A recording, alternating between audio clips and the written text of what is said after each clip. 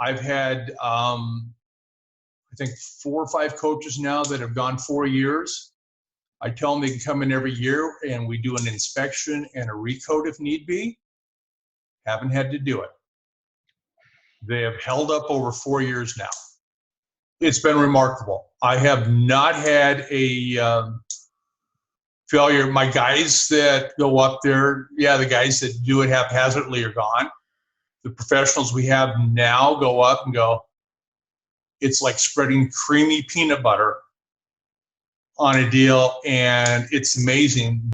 We've used it mostly on rubber roofs to the vinyl, plastic, whatever on the caps. We've had remarkable sense on skylights. So we've even done it on old plastic. We've done it on some metal. The chrome around the ladders. Yeah, almost anything on top of the roof has been helped by the Rexoseal. This is a product that I would say the quality will remain long after the price has been forgotten. But I can put this on and feel confident that there's not going to be a water intrusion where we repair.